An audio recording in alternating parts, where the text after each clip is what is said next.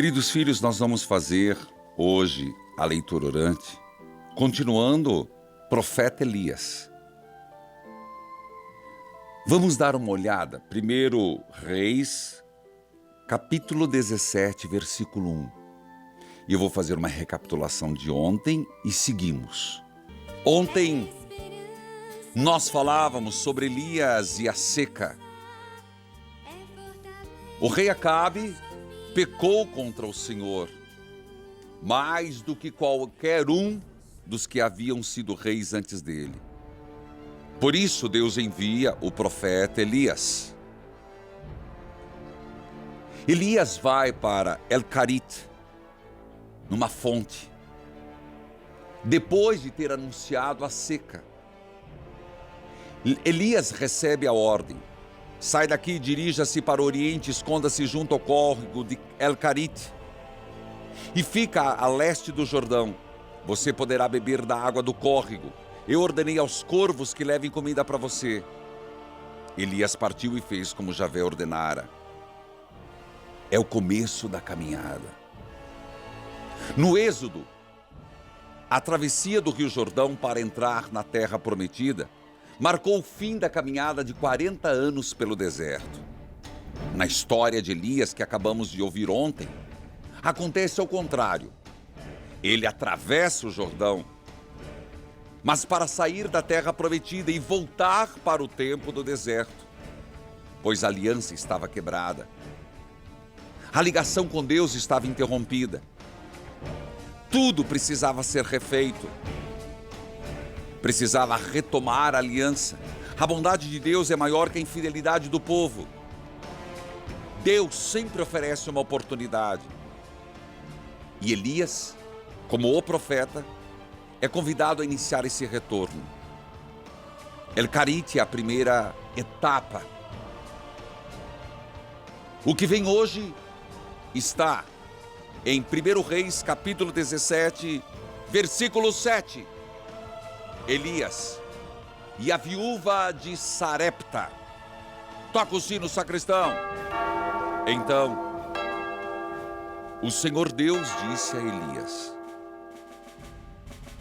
apronte-se e vá até a cidade de Sarepta, perto de Sidom, e fique lá. Eu mandei que uma viúva que mora ali dê comida para você. Então Elias foi a Sarepta. Quando estava chegando ao portão da cidade, ele encontrou a viúva que estava catando lenha. Elias disse a ela: por favor, me dê um pouco de água para eu beber. Quando ela ia indo buscar água, ele a chamou e disse: e traga pão também, por favor.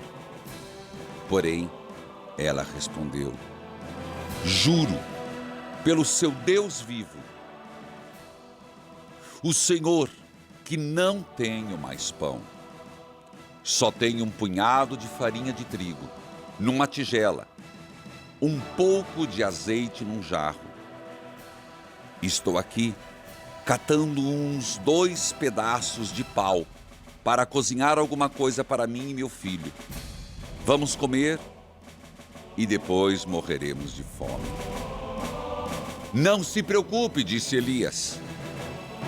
Vá preparar a sua comida, mas primeiro faça um pãozinho com farinha que você tem e traga para mim. Depois, prepare o resto para você e seu filho, pois o Senhor, o Deus de Israel, diz isso: não acabará a farinha da sua tigela, nem faltará azeite no seu jarro, até o dia em que eu, o Senhor, fizer cair chuva. Então a viúva foi e fez como Elias tinha dito, e todos eles tiveram comida para muitos dias. Como o Senhor havia prometido por meio de Elias, não faltou na tigela nem azeite no jarro. Palavra do Senhor. Graças a Deus.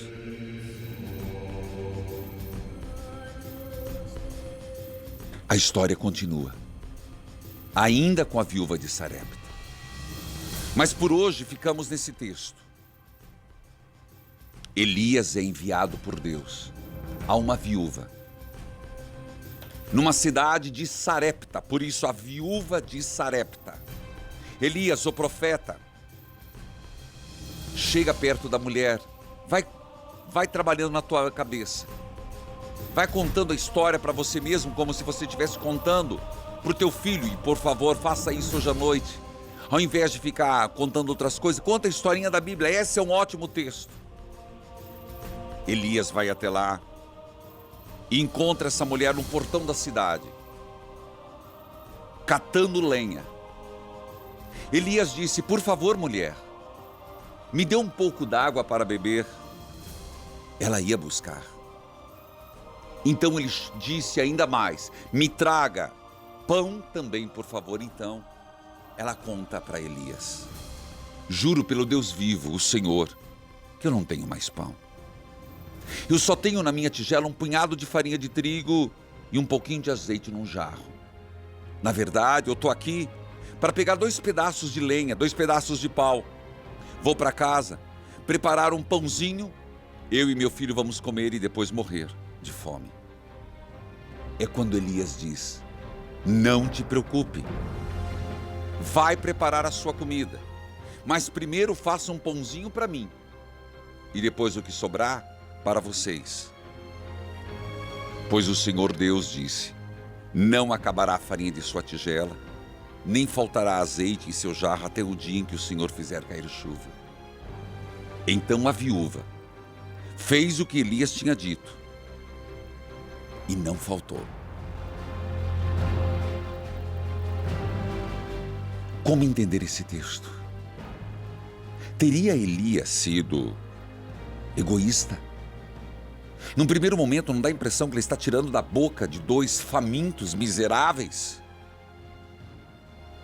De fato, dá essa impressão, mas Elias faz esta viúva, que significa a Israel gemendo de fome.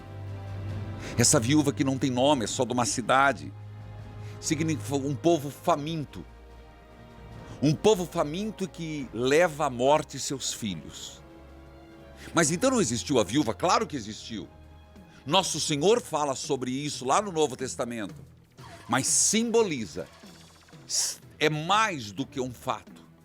Significa um povo que iria comer pão e morrer. E é preciso voltar para Deus. Da forma com que viviam. É um país, é uma nação estéril, viúva, sem perspectiva, que leva à morte seus filhos. Só o homem de Deus, um Deus de uma reformulação da própria aliança, que pode trazer vida. Filhos e filhas, peçamos a Deus que Deus em nossa vida suscite uma forma diferente de compreender o mundo. Como a viúva de Sarepta fez essa experiência. O texto vai seguir, amanhã nós vamos falar do filho que morre. Dessa viúva, padre. Sim, mas amanhã, agora, convém refletirmos. Senhor, traga a família, traga a sociedade, traga as relações sociais, políticas, religiosas, uma forma diferente de compreender Deus, o Deus da providência, o Deus da confiança, o Deus que não falha, o Deus que é maior, sim, é maior que os pecados e por isso essa viúva se abre à graça. O Deus da providência que sempre providenciou e vai providenciar o sustento dos seus filhos. Como rezamos no Pai Nosso, o pão nosso de cada dia nos dai hoje. O Deus que a cada dia renova a ânfora de óleo e a tigela de farinha. Não o Deus que abarrota as despensas, mas o Deus que disse: todo dia eu lhes darei a providência, como fez no deserto, mandando codornizes, maná. E você lembra? Você lembra do que foi que o povo tinha abundância, mas qual era a recomendação? Não acumule, mas cada dia tenha o suficiente. E quando eles pegaram a mais, o maná apodreceu. Se Elias está construindo uma nova relação com Deus, na viúva de Sarepta o recado: não abarrote as suas despensas, porque o que sobra para um falta para outro. Volte ao que Deus pensou. Deus não falha. Deus não esquece do seu povo. Volte ao plano de Deus. Senhor, que também não falte em nossa mesa o sustento para o nosso dia a dia. Amém. Amanhã retomamos.